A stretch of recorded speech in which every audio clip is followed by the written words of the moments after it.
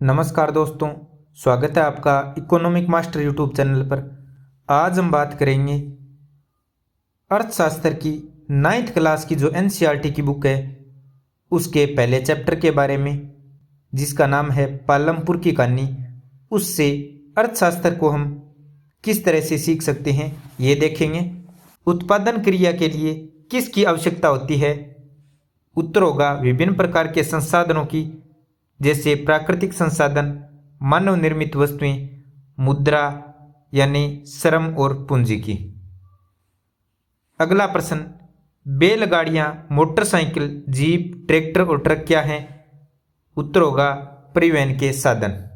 अगला प्रश्न, गैर कृषि क्रिया के अंतर्गत क्या आता है?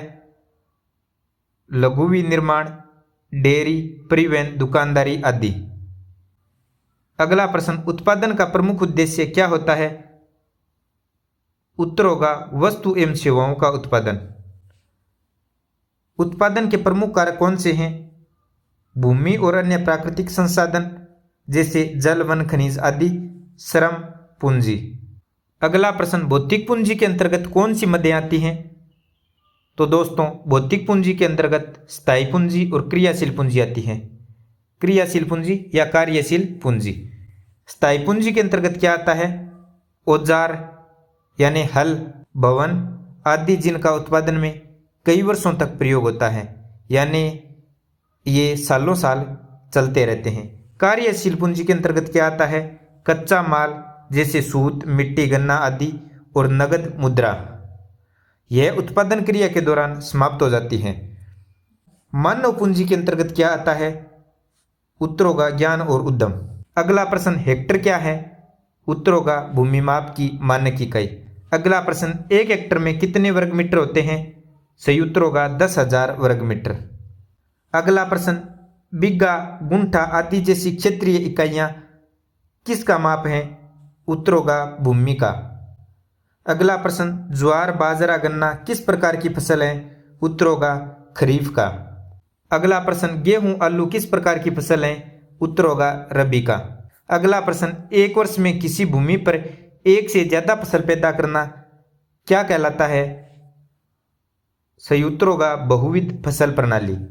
अगला प्रश्न, भूमि के किसी एक टुकड़े में उपज बढ़ाने की सबसे सामान्य प्रणाली कौन सी है? उत्तर होगा बहुविध फसल प्रणाली। अगला प्रश्न, भूमि के किसी टुकड़े में एक ही मौसम में पैदा की गई फसल को किस रूप में जाना जाता है? उत्तर होगा उपज के रूप में। अगला प्रश्न, किस प्रकार के बीजों की उपज अपेक्षाकृत कम तथा कम सिंचाई की आवश्यकता पड़ती है? उत्तर होगा पारंपरिक बीजों की। अगला प्रश्न, 1960 के दशक के अंत में हरित क्रांति से किसानों को अधिक उपज करने हेतु किस प्रकार के बीज उपलब्ध कराए गए, जिसमें बहुत ज्यादा पानी की, रासायनिक खाद की और कीटनाशकों की आवश्यकता पड़ती है? उत्तर होगा अधिक उपज वाले बीज यानी HYB उपलब्ध कराए गए, जिन्हें ज्यादा पानी और रासायनिक खाद और कीटनाशकों की आवश्यकता पड़ती है। अगला प्रश्न, भारत के किस क्षेत्र में किसानों ने खेती के आधुनिक तरीकों का सबसे पहले प्रयोग किया? सही उत्तर होगा पंजाब, हरियाणा और पश्चिमी उत्तर प्रदेश के किसानों ने, और यहाँ पर हाइब्रिड बीजों के साथ नलकूप से सिंचाई भी की गई। अगला प्रश्न, आधुनिक कृषि विधियां अपनाने हेतु किसानों को अधिक नगद की जरूरत पड़ती है, तो नगद किस प्रकार की पूंजी है? उत्तर होगा नगद कार्यशील पूंजी है। अगला प्रश्न, अधिक उत्पादन के बाद किसानों के पास बाजार में बेचने हेतु जो फसल शेष बच जाती है उसे क्या कहते हैं? उत्तर होगा अधिशेष। अगला प्रश्न, भूमि एक प्राकृतिक संसाधन है। कृषि में अधिक उर्वरकों के उपयोग से और नलकूपों से अधिक सिंचाई के कारण भूमि पर किस प्रकार का नकारात्मक प्रभाव पड़ता है? तो उर्वरक के प्रयोग से मिट्टी की उर्वरकता क्या हो जाती है? कम हो जाती है, और नलकूपों से अधिक सिंचाई करने के कारण भूजल स्तर में क्या हो जाती है? कमी हो जाती है।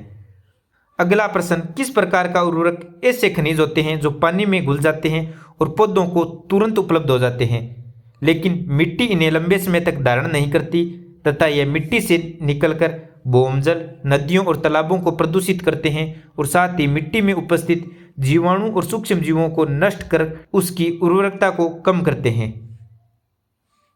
तो ये विशेषता है रासायनिक उर्वरकों की। अगला प्रश्न, सीमित भूमि से अधिक पैदावार किस प्रकार से की जा सकती है?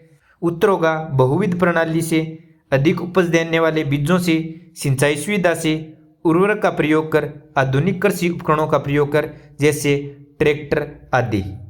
आशा करता हूं दोस्तों आपको पहला पाठ समझ में आ गया होगा। धन्यवाद। जय हिंद, जय भारत।